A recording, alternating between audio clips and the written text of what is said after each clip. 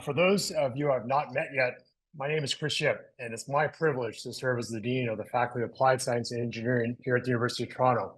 And while we meet today on a virtual platform, I'd like to begin by acknowledging the Indigenous people of all the lands that we are on today.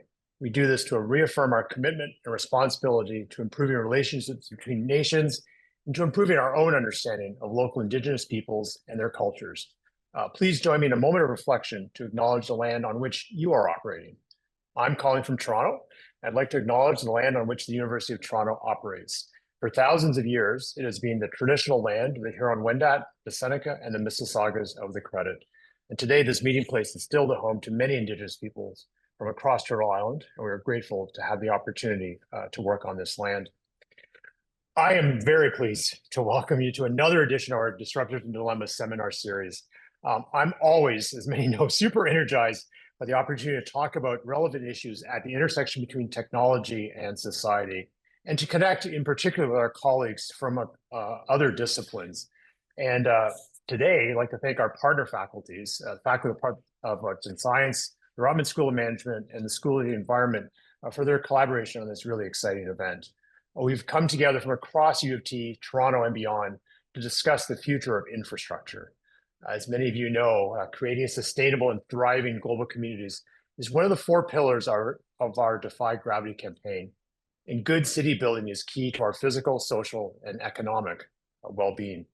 Here in Canada, it's over 80% of us live in cities, and they are the fastest growing parts of the country. Well-built cities improve sustainability by enabling us to make the most efficient use of our resources, and they are critical to accelerate economic growth and prosperity.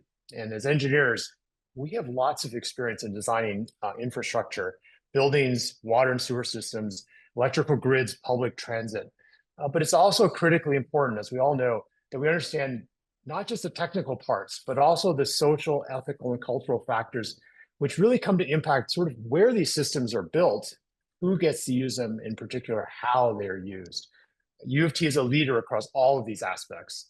As many of you know or may know, we were recently named the most sustainable university in the world 2 years in a row by QS World University Ranking, something we're super proud of. So it's great to see such a multidisciplinary panel here for today's event. And I look forward in particular to hearing all that they have to say. So first off, I get to introduce our moderator, Claire Kennedy. Claire is an alumna of U of T Engineering, a former chair of U of T's Governing Council, lots of important roles. Past president, this is going to keep going, past president of the Engineering Alumni Association, and currently the co-chair for the university's Defy Gravity fundraising campaign.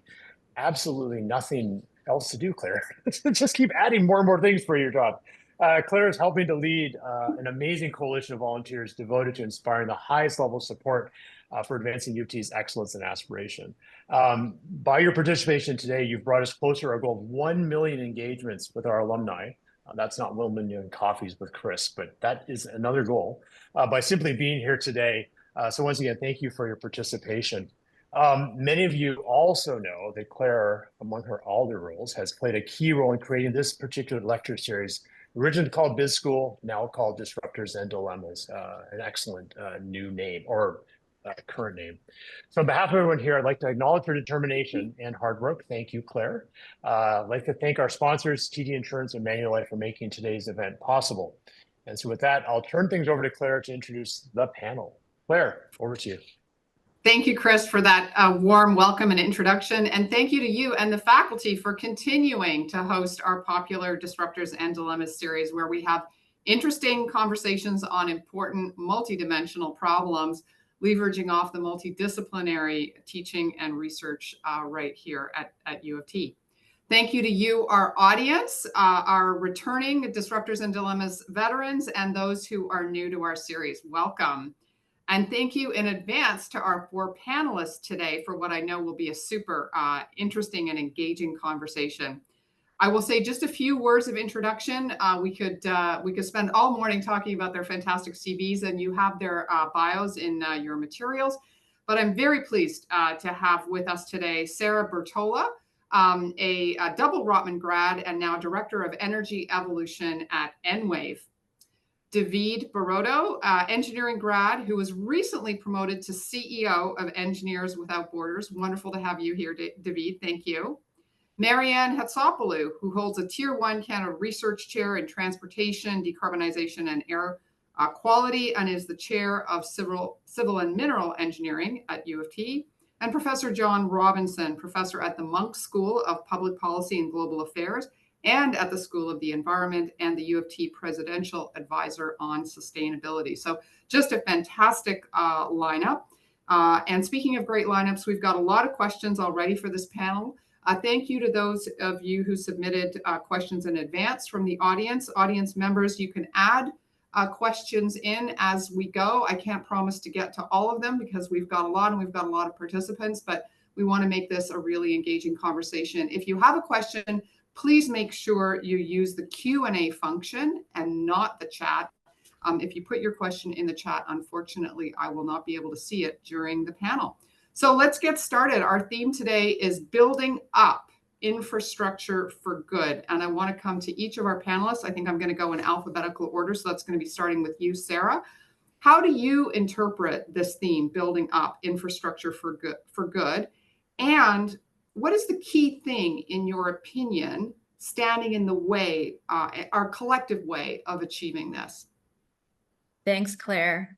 So first of all, thanks for inviting me to speak today. It's really a pleasure to be here with this group. So as you mentioned, coming from district energy, which I think inherently is a vehicle for building up and for achieving large scale sustainability impact. So really quickly, the idea that energy can be generated centrally in one spot and then sent through distribution networks, it's a prime example of how you can build infrastructure to achieve multiple outcomes, whether it's financial, economic, environmental, social. And it is usually more efficient to generate energy this way. You get better carbon reductions. You can decarbonize at scale. So that's where I'm coming from. And I think that idea, whether or not the district energy networks are built to build up at the time of creation, or now that we're looking at a rapid decarbonization pathway, and we can now take that opportunity to build up. I think it's all kind of woven together, and we can achieve a lot in one fell swoop with the idea of kind of building up through a district network. My role, and I'm not an engineer, I work on the commercial side of our systems, is to ensure that we're mitigating environmental risk in our existing operations. And largely that's through electrification and swapping out new assets, and really trying to safeguard against being heavily reliant on fossil fuels in the future.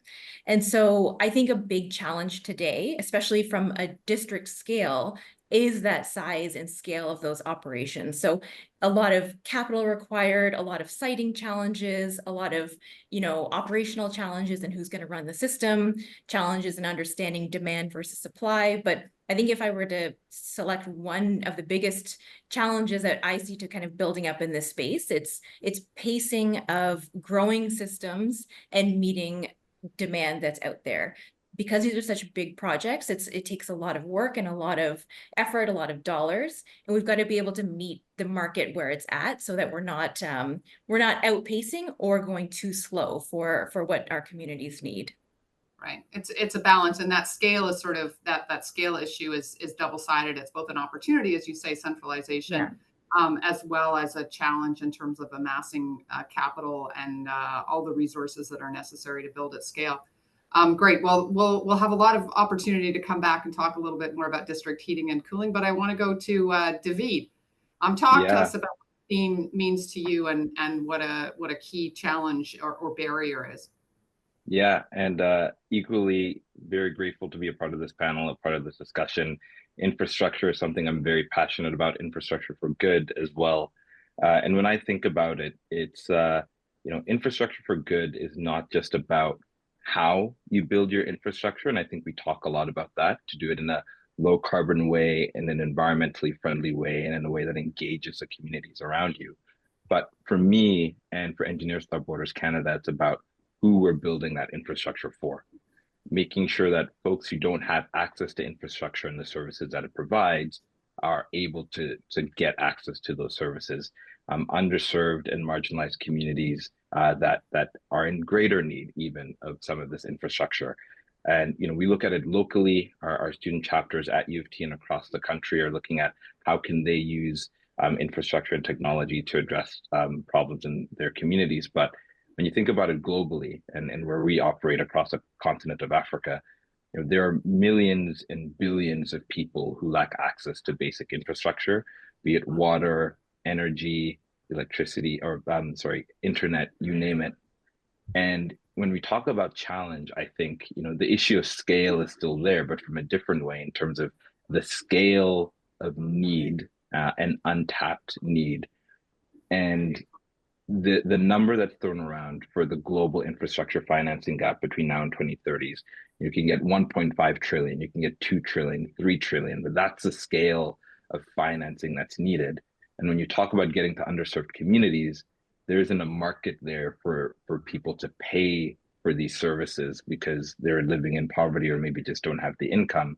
And so the market isn't going to drive naturally to those areas. And so you're going to get people who still don't have access to infrastructure.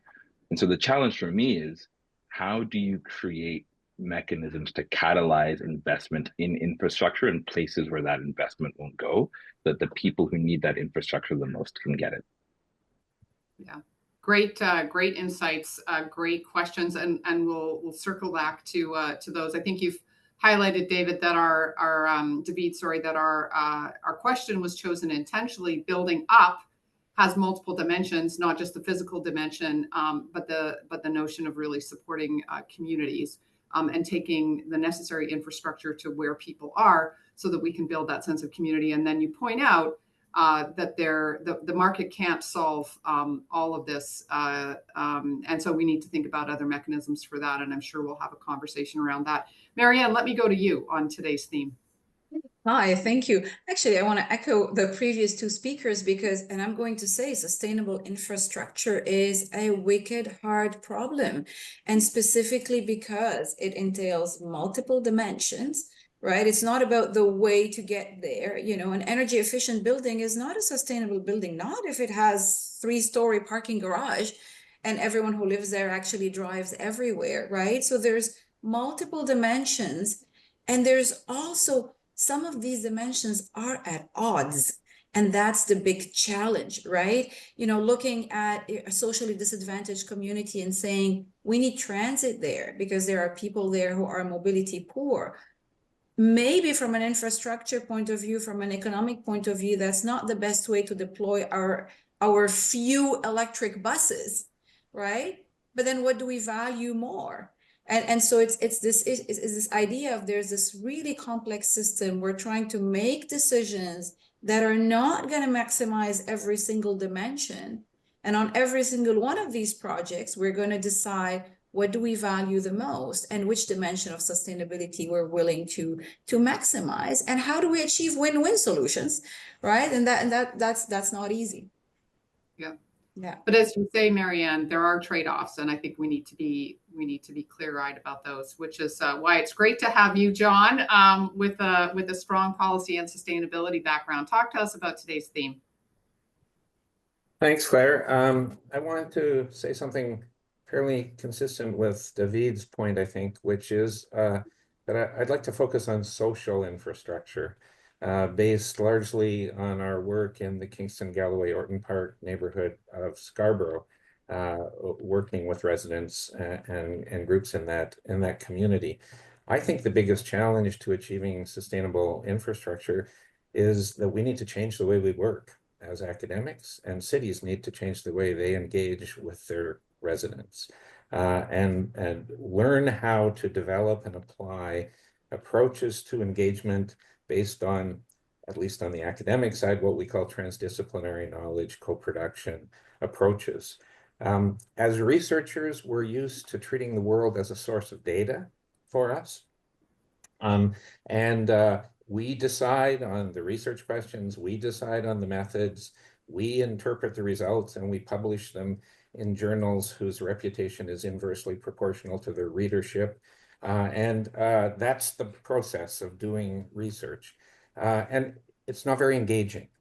And it doesn't necessarily connect to the actual priorities and aspirations of people that we are indeed treating as sources of data. So, and as cities, we tend to try and get residents to do what we think is important to do. Say, insulate our attics or take transit instead of driving, whatever the agenda may be. The role of the city is to try and convince people to follow that agenda. I believe that kind of approach, both on the research side and on the city planning and policy delivery side, is not going to work.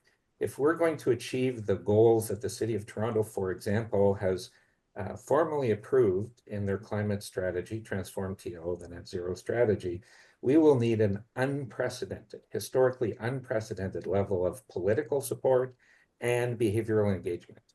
We know that these targets are massive. I don't think following traditional approaches to engaging with communities, we're going to get there. I think we need to develop processes of where knowledge and action are co-designed, co-developed, co-produced, in working in and with communities.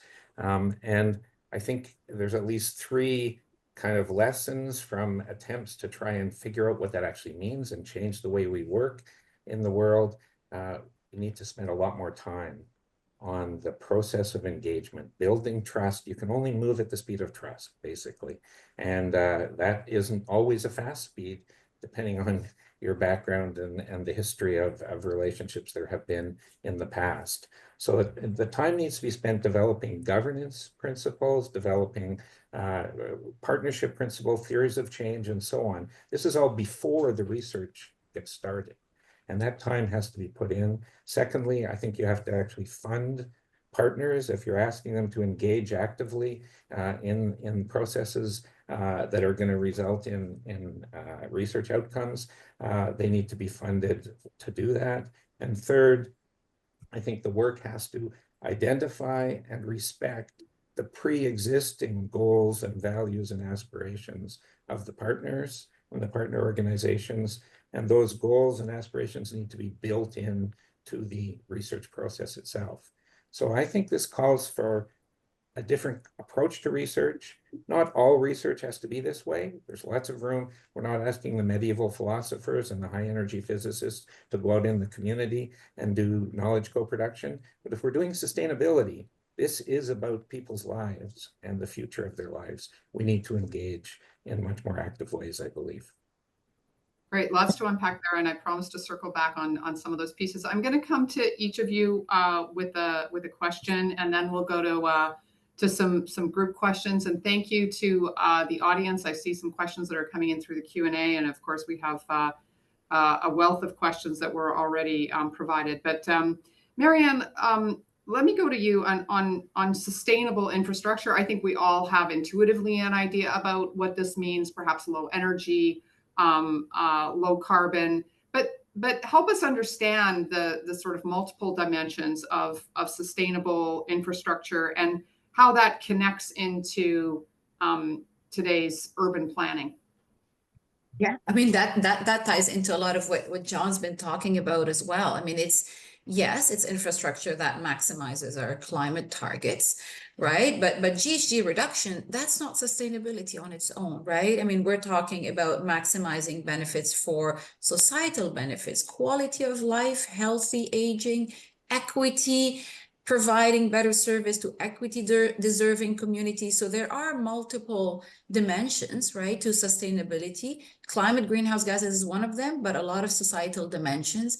And we can only start saying that we are designing and implementing sustainable infrastructure, I think, when we start to quantify those things, right? It has to go beyond just talking about it. We have to be able to quantify equity. We have to be able to quantify community engagement. We have to be able to quantify policy impact.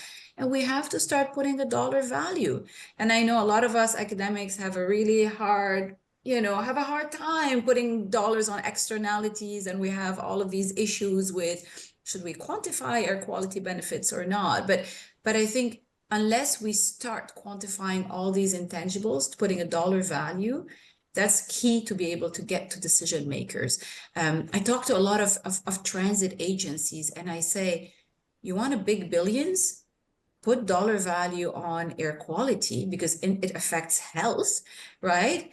We reduce, by deploying public transit, we reduce the number of emergency asthma visits for children who go into the hospital every year. We reduce the number of ischemic heart disease, cases.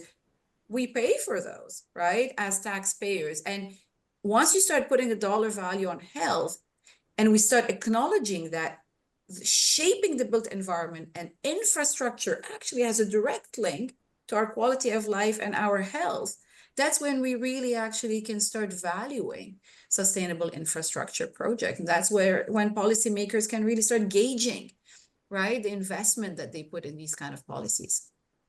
Right. So if we do this panel again, we need an economist on the panel, clearly. So absolutely. Really interesting point. Sarah, I'm going to come to you. Not everybody maybe is entirely familiar with what Enwave does.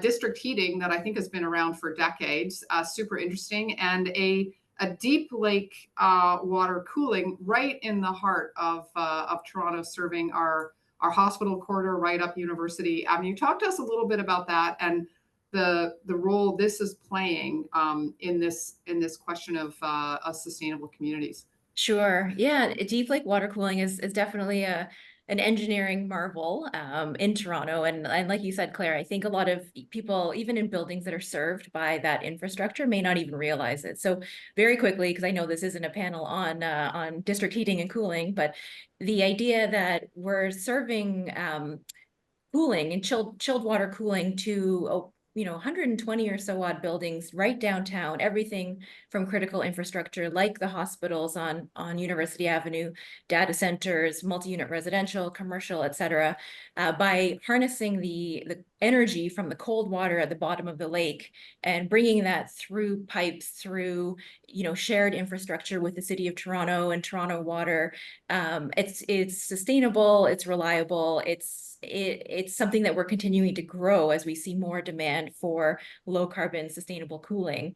And it's what's really interesting about that system that we have in place, two things. One is that it couldn't be done without the partners in place that we have. And again, I named the city, but the customers that have come on board to be a part of something that's like novel and very much innovative and first of its kind in the world.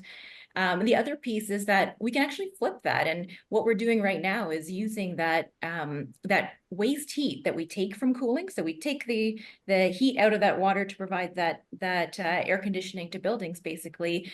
That waste heat used to be just a resource that dissipated into the air. And now it's captured and put through heat pumps and upgraded to become building heating at the same time. So the innovation and like the advancements that we're seeing in this space are continuing to grow and continuing to, again, always be building up with sustainable outcomes in mind. And as Marianne said, it's not just the carbon removal and the carbon reduction that's important. It's having those other outcomes like building better buildings, building long-standing infrastructure in place, and basically future-proofing building and heating and cooling.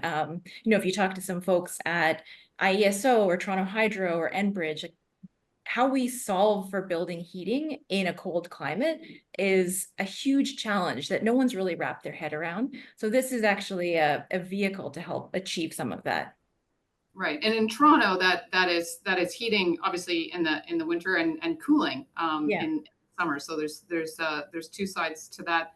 David, let me come to you. We're lucky to have you because you were almost going to be in Zambia today at a project, and no doubt that you will be back. But Engineers Without Borders has tremendous experience in rural, in remote communities.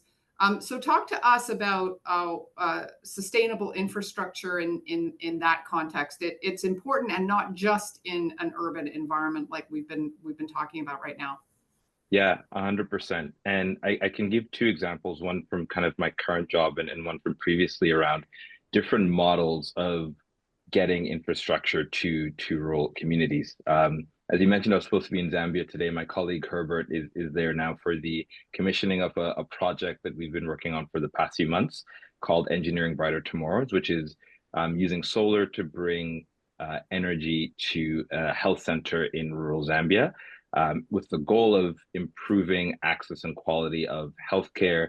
But not only that, for us at EWB, it doesn't stop with the technology. It continues on to the impact on the people and their interaction with the infrastructure, their understanding of the power of infrastructure, and then hopefully inspiring the next generation of engineers as well facilitating, hopefully having more healthcare staff that are willing to come into this community and willing to stay and provide better care just because that center has power and it's a better experience for them. And so, the Engineering Brighter Tomorrows model that we have at EWB uses, innovative technologies around solar, distributed solar systems to reach people in hard to reach areas where they're not connected to a grid and give them a self-sustaining power source that they can rely on. And I think the challenges then are making sure that people are trained to be able to operate and maintain the system, because getting somebody out there is a challenge, as you can imagine. But creating, infrastructure that can fit in isolation, solar being one of them, solar heat pumps, different things like that can work in isolated settings as one avenue to reach rural communities. But on the other side, and I saw some of the questions in the Q&A about Indigenous infrastructure challenges here in Canada. I had the fortune in my previous job at McDonald of being a part of a tremendous and transformative project called the Wataynikaneyap Power Project, which is a 1,800 kilometer transmission line being built in northwest Ontario, a few hours north of Thunder Bay. And the aim there is to connect, I believe it was 24 remote First Nations communities to the provincial grid. And so that is large scale infrastructure that's being built in Northern Ontario to connect, to our existing grid in the province. And the beautiful thing about that project is that if you ever meet the CEO of Watay Power, Margaret Kanekwenash, and if you hear her story, I encourage you to look it up. She's a tenacious woman from one of the First Nations communities that's benefiting from this power, that 20 years ago plus said, my community needs power and I will find some way to make this happen. And so she formed Wataynikaneyap Power. It went by a different name back then. Brought together all the 24 First Nations to see that, yes, we together need this power, and then lobbied the government for funding, lobbied different private banks for funding, brought together a consortium of people, and really willed their way to the point where now I think the government of Ontario, the government of Canada, and a consortium of private lenders put all their money together towards this project, and a project that is 51% owned by the 24 participating First Nations, with the structure for full ownership over the next 30 years. And in a contract that also allowed for local labor participation and had requirements for local labor participation to make sure that the knowledge and benefits and the skills and the jobs that came from this project also benefited the local community. So that's one where, through huge lobbying over a long period of time and big support from our provincial and federal government, you're able to see large scale infrastructure to the tune of billions of dollars that's going to serve the people who need it most in hard to reach areas. And that's from the will of people fighting for themselves and other people seeing the need for that as well. Yeah. Well, thank you for highlighting that, David. And you're right, when we're talking about infrastructure in remote communities, some of that is right here in Canada.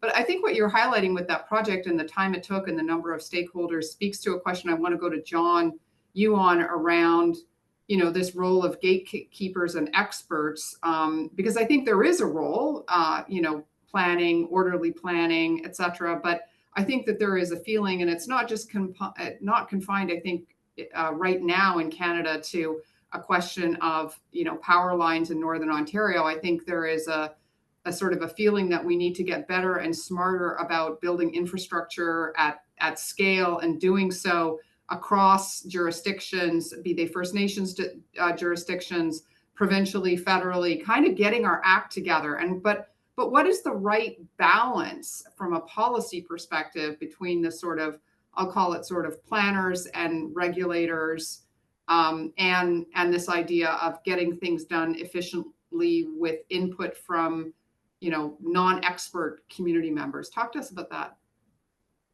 Yeah, I think it's a crucial issue. And I think the key, or a key perhaps, is to start by listening, instead of starting by telling.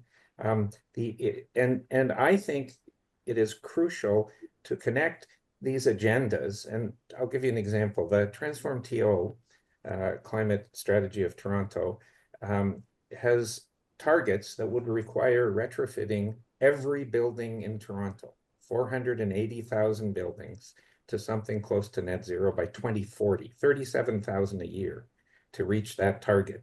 We're doing maybe a handful now. So there's a huge issue of going to scale. We can identify small projects, but going to scale is the key point. Marianne, you mentioned that as well. And I think, David, your example is a really good one of one way to go to scale is to connect the agenda of the planners and experts, Claire, that you mentioned, to the pre-existing values and aspirations and priorities of the people that this is going to affect. And notice that in David's example, it was so interesting. They started wanting power. That was their priority. That wasn't somebody else telling them you need power. They decided for themselves and spent 20 years, making it happen. I think that's the model. Start with what people want in their neighborhood, what kind of neighborhood they want. What kind of neighborhood do you want your kids to grow up in? I think is always an interesting question to ask. And then say, okay, now how do we connect that to the agendas of the planners and the city? Transform TO as an example. If we can't connect to those pre-existing agendas, we will just not get the level of political support and behavioral engagement we need. So I believe it's not rocket science. It's communications 101, pay attention to your audience in a way, but it's more than pay attention. It's actually elicit consciously through some kind of process what is going on in the community, create a heat map of what's actually happening, what people are rolling up their sleeves to do, and then try to connect that back to the sort of expert agendas. And I feel if that can be done, if that connection can be made, there is the possibility of a real, synergy. But both sides have to be willing to give a little bit. The planners don't get to say, no, sorry, none of that works because we know exactly what you really need.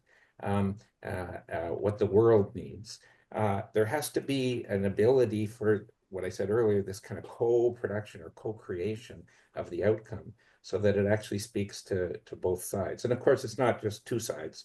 There's many sides in these. Yeah, it's multidimensional. Okay, but I want to press on this a little bit because what you're saying makes sort of complete intuitive sense to me. But I want to talk about the time dimension, because if it's already taking 10 years, 20 years to do these projects in the, kind of traditional way before we get this, kind of completely ground up, and let's go back and find out, take surveys and kind of connect it to priorities. How do we scale this from a time perspective? Like, do we have 2 decades to be doing this? I think the kind of intuitive answer to that is no. So I just want to press a little harder on that. How do we do this fairly and transparently in the way that you're describing, but not where we're just bogging ourselves down in process? I think actually, in a way, it's the other way around.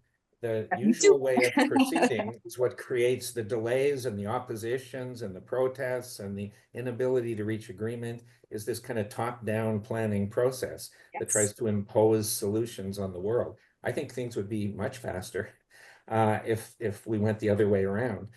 But I also think we have as much time as it takes, because we can't do it if we don't actually do it. So the consequences are worse the longer it takes to achieve some of these things, for sure, but we have to actually achieve them.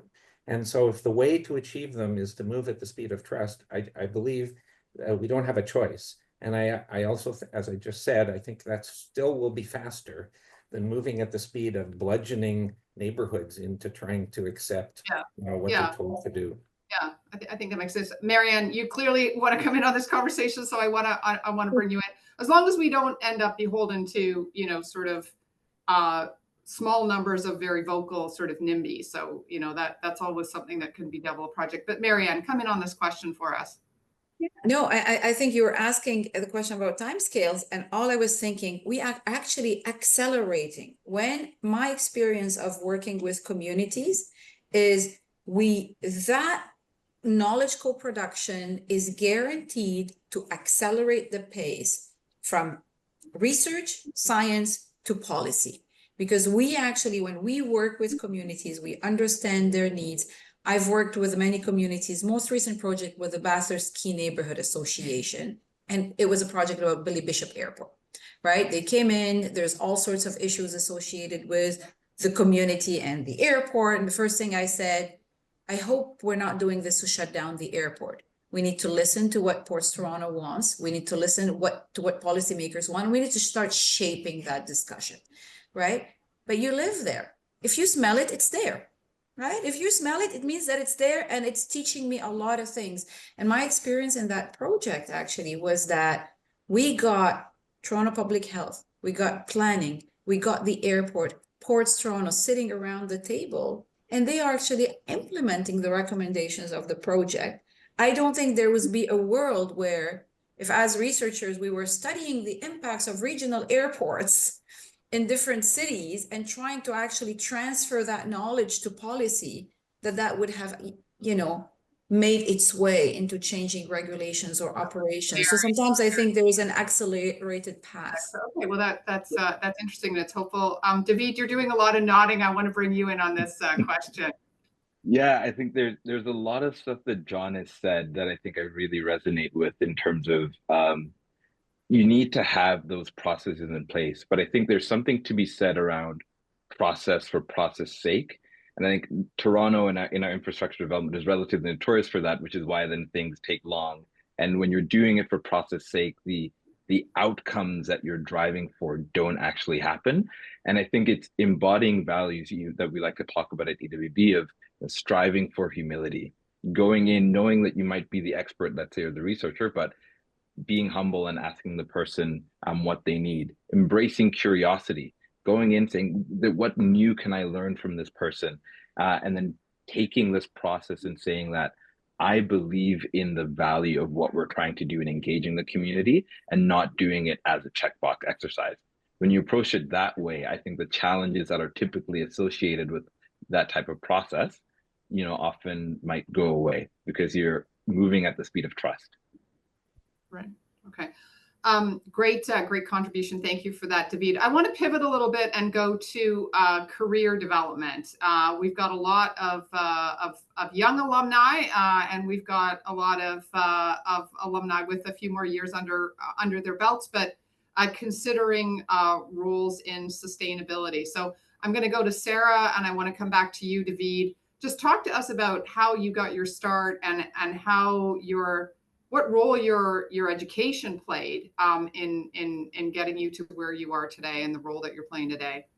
Sure. Yeah, I do really enjoy talking to people that are kind of up and coming in the industry. And I think one of those reasons is because my path is not super conventional to be in energy and in decarbonization. So I did both my degrees at U of T, one in physical anthropology. So, spending most nights in the basement of Sid Smith looking at bones and figuring out kind of where they fit on this timeline of our existence, and then a business degree at Rotman. And what I will say about both of those is I don't use either of those directly in my day-to-day ever, but I think what they've really done is helped kind of shape thinking and, critical thinking skills and problem solving skills and bringing different perspectives to a problem. So I work with a lot of engineers here, and I think that's actually really helpful to not have an engineering background, but I still have what I would consider a bit of a technical basis. And that's what I would say to anyone looking to enter this industry is, your technical background doesn't have to be in engineering or economics or finance. I think it's the ability to take something that you've learned and apply it in real life. And I think, being able to do that and being able to look at problems in a new light and bring in your own perspective and being able to kind of, actively listen to what the problems are that we're trying to solve is really important. And so I would say it's that whatever your background is, being able to apply that background to solve a problem, but also having that kind of values alignment and that desire to work in a space that's going to be legacy building, not just for yourself, but for the world and for the generations to come, I think is really important, and to not lose sight of wanting to work in a purpose-driven environment. Right. So kind of at the core, a collaborative approach to problem solving, but also recognizing that there's a complementarity potentially in people with different backgrounds. So I'm going to go to David, and then I'm going to come back to Marianne and John to talk to us about how pedagogy at the University of Toronto is changing to really sort of feed this dynamic and encourage this dynamic. But David, to you, and then I'll come to Marianne and John. Yeah. I really appreciate this question, especially as it relates to this theme of infrastructure for good, because my life since I stepped foot on campus at U of T about 10 years ago has been trying to find how can I build a career at the intersection of infrastructure and social good, or international development in the context that it looks like for me. And what EWB, when I joined as a first-year student back in 2014, and specifically EWB U of T allowed me to do, was explore this topic and give me experiences that challenged the way I thought about infrastructure, and exposed me to opportunities that showed me new ways of doing infrastructure for good that I hadn't otherwise thought about. And being at EWB U of T, I think the caliber of people that I've met, in EWB across the country, but specifically at U of T, and the caliber of people that I had in my program around me in ENGSI in the 5 years that I was in that program, pushed me and challenged me to identify a career path and reach new heights maybe that I wouldn't have before. And being a part of the EWB U of T chapter, finding things locally within our community to do, having had the opportunity to do overseas fellowships as a first part of my PY, and then immediately after graduating, and then joining the board of directors of EWB while also kind of pursuing an alternative career path that I'll say, that's kind of how I've been able to find my way. And it's charting an unbeaten path, not going directly in the technical route that maybe I think a lot of folks go, or not going directly into the research route, but finding the ways to go beyond the technical in the ways that this field requires.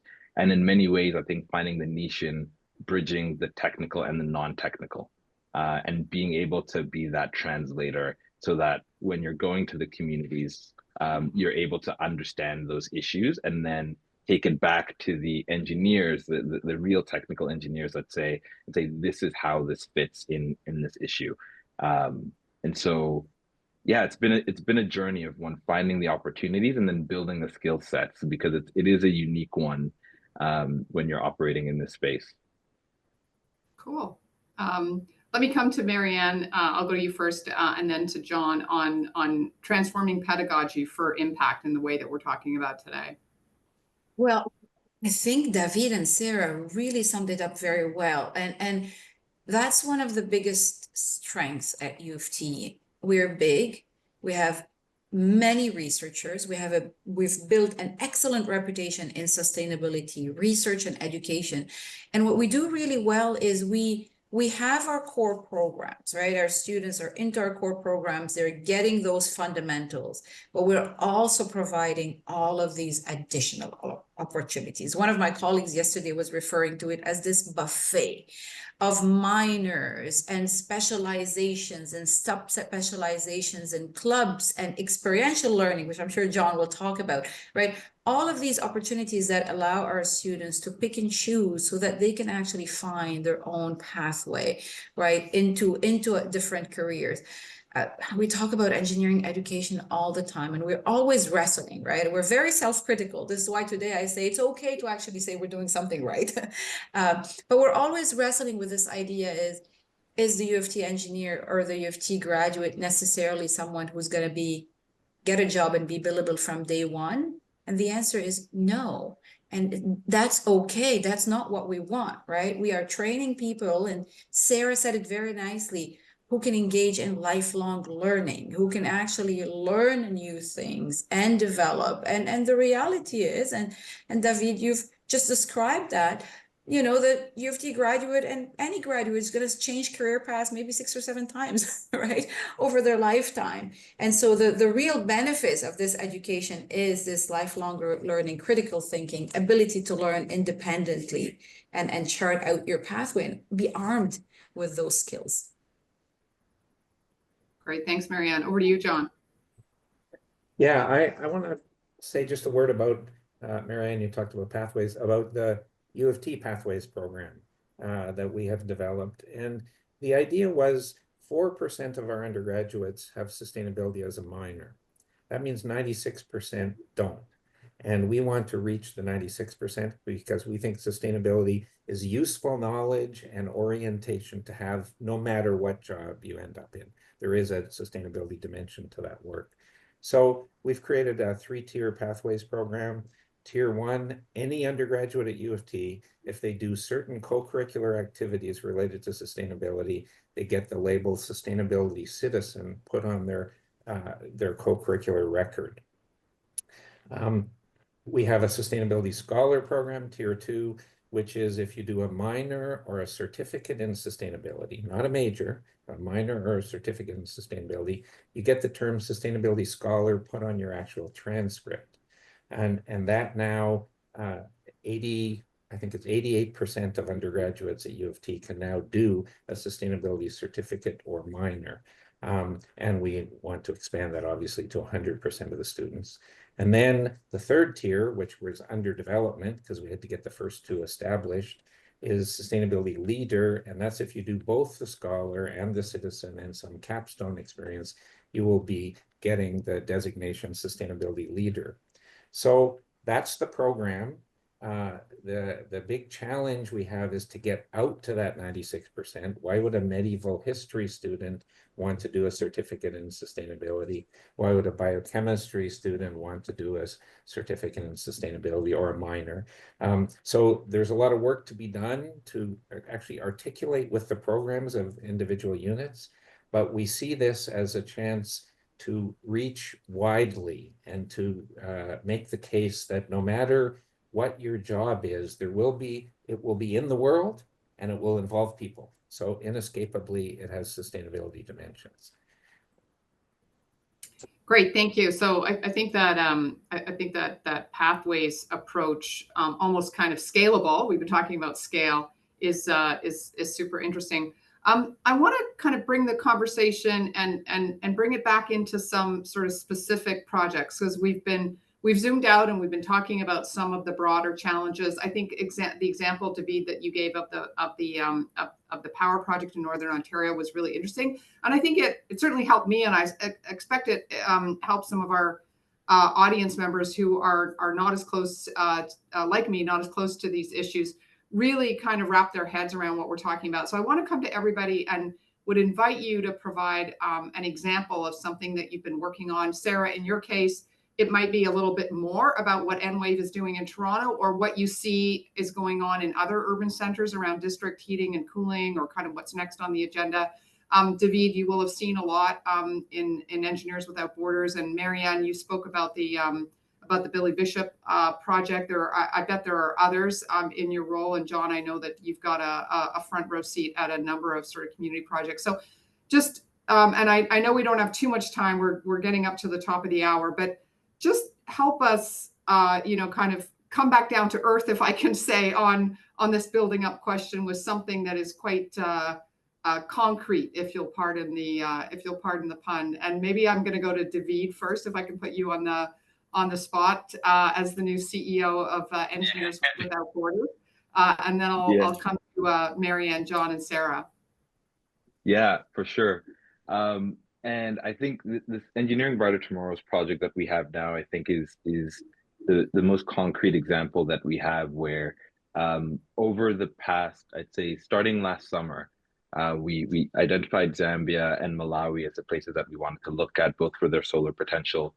Went in and in partnership with Engineers Without Borders Zambia, I think local partnerships being a key part of any of this, went across Eastern Zambia and Western Malawi and said, met with government officials, met with communities and community leaders to say, what are your needs? What are the needs of your communities? What infrastructure do you have, like your healthcare centers or your schools?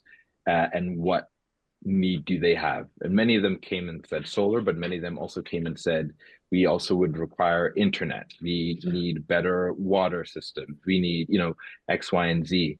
And from there, we went and said, okay, where are we best suited to add value? And part of the reason why we are in Zambia as opposed to Malawi is because in Zambia, their decentralized government systems mean that their local governments have a lot more power. And so compared to Malawi, where it's a lot more centralized. And so you take that, just by asking the question and doing the investigation, that's how you kind of aim to come up with that decision. And then from there, you get a list of places that you want to go. And it's, again, going back to the community, identifying that local partner in EWB Zambia, identifying a local partner that's actually able to procure and deliver the system, and working together in tandem, us here in Canada with the expertise that we have, the folks on the ground at EWB Zambia, and then our delivery partner in the community, always talking to each other and saying, what are we doing and how are we going to get this done? And to the point that we're at now, where the system is in place as of today, and there's power flowing through that system, the question is now, how do we make sure that this infrastructure continues to have the benefits it needs to the community in the long term? And for us at EWB Canada, it means how can we be a partner to the chimpanzee community for the long term?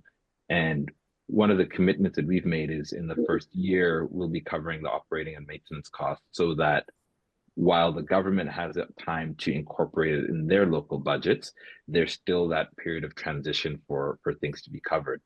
The thing that we're thinking through now is, how can we design that programming for local engineers and technicians to then learn about the system and then be able to operate and maintain it?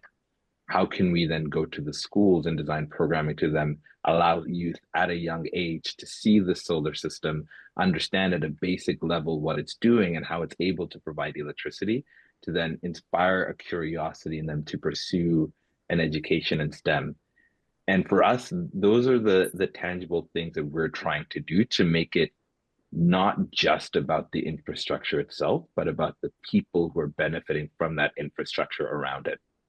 Right. There's a real wrap around there. That's a really fascinating example. Thank you for sharing that. Some of the things that I took out about that is just this policy environment actually did have a big impact on where you chose to operate. Zambia versus Malawi, because decentralized would allow you to get there faster because there was more, a sort of authority, I guess, in the local community closer to where the project was going to be versus maybe a sort of a central government. So that's an interesting piece. And perhaps, over time, there will be an evolution in policies as governments see what has worked and not worked. But you weren't trying to do everything everywhere all at once.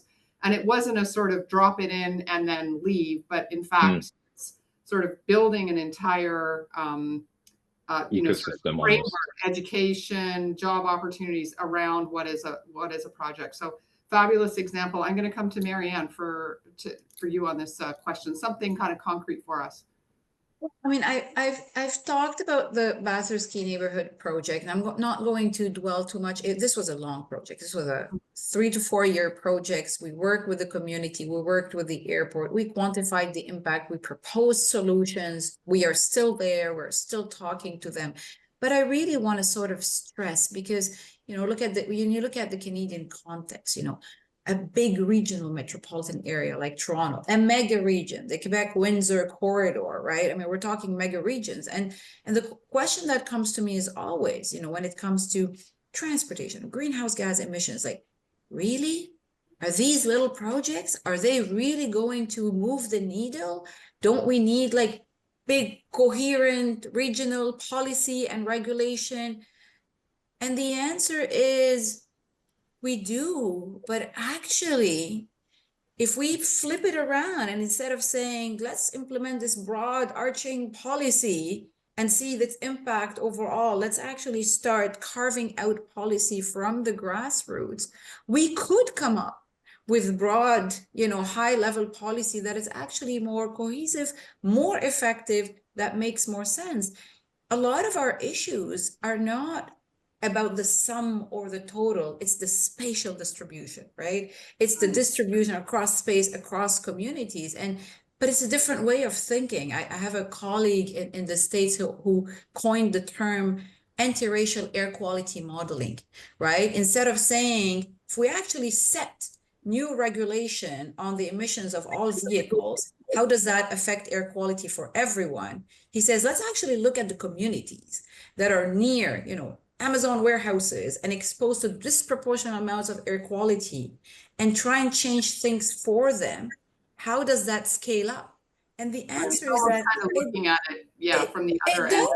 It does. We just never thought about these things in this manner. Other end of the telescope or the periscope.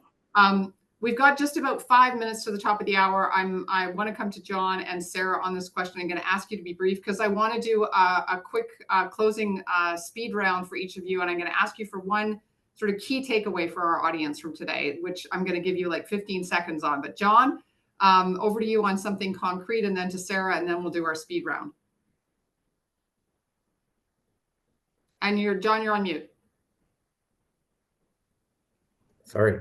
I'd pick the project I mentioned earlier, our work in Kingston Galloway Ordnance Park neighborhood, about 30,000 people in Scarborough, highly racialized community, low income community, traditional marginalized community that doesn't get listened to or isn't sitting at any of the big tables necessarily. We're trying to do what we call momentum surfacing. What are people wrapping up their sleeves and already doing in the community? There's dozens of groups actively doing things to better the neighborhood.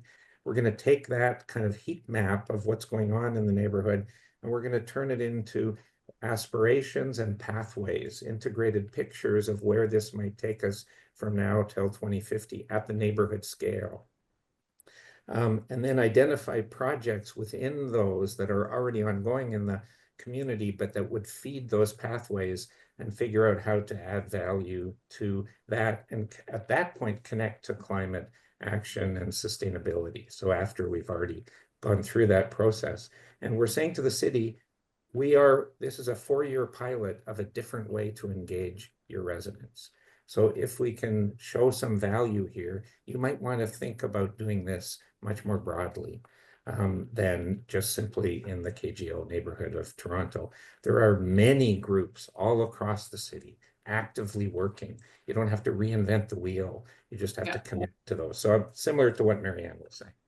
Yeah, and David as well, sort of demonstrating the viability and then allowing that almost organically to spread. Let me come to you, Sarah, and then I'm going to go to the speed round. Sure, and I'll be quick. And I think my examples is very, very granular compared to some of what we've heard. So, you'd mentioned, Claire, that Enwave has this district steam system for heating that's been around for decades and decades. And that's a very carbon intensive process or product. And so right now we're kind of looking on a building by building scale within the district on how we can decarbonize each of those buildings to meet the timeline and the prioritization for decarbonization for those specific building owners as well. And so one thing that we're doing is actually scrounging around, basically looking again for waste heat sources. And that could be, again, from our chilled water. It could be from data centers. It could be from transportation exhaust. It could be from wastewater. And so we're getting really creative and trying to figure out how we can aggregate all of these kind of sources of waste heat piecemeal so that we're not generating new forms of heat. We're not kind of adding net new carbon to the grid or to the atmosphere. And again, repurposing what would traditionally be a waste product and make that a low carbon sustainable heating solution. So one example, I'll have people Google it if they can, is Royal York Hotel and what they did to convert to net zero. And we're trying to replicate that model across the district. So lots of potential there. Cool. Exciting to see how much is going on right here in Toronto. Okay, we're going to our speed round. I want a thought nugget from each of you. I'm going to go to you, David, first, then John, then Marianne, and we'll close with Sarah with the thought nugget. David. You have 2 ears and 1 mouth. Use them proportionately. We need to listen to our communities as opposed to talking to them. Great. John. Need to think beyond technology and policy and embrace co-productive partnerships with communities. Super. Marianne. Embrace decision-making under uncertainty. Understand risk and uncertainty. Perfect. Last word to you, Sarah. I think maybe don't pay attention to what's going on in some of the world right now in terms of dismantling of regulation and loosening of policy that's going to move us forward. Listen to the science, listen to your moral compass, and keep building up. Great. Well, building up is a great way to end. What a fantastic panel we've had. We're right at the top of the hour. I think we could have gone on for at least another. Thank you to our audience member who suggested we add an urban planner into this, and we decided we needed an economist as well. So if we do this again, we'll have an even fuller panel. Thank you so much to Sarah, David, John, and Marianne, and to you, our audience, for allowing such an engaged and engaging conversation. And thank you again to the Faculty of Applied Science and Engineering at the University of Toronto for hosting Disruptors and Dilemmas. We hope all of you audience members can join us for our next one. Stay tuned to your emails. And till next time, we wish you good health and well-being. And that's a wrap. Thanks so much.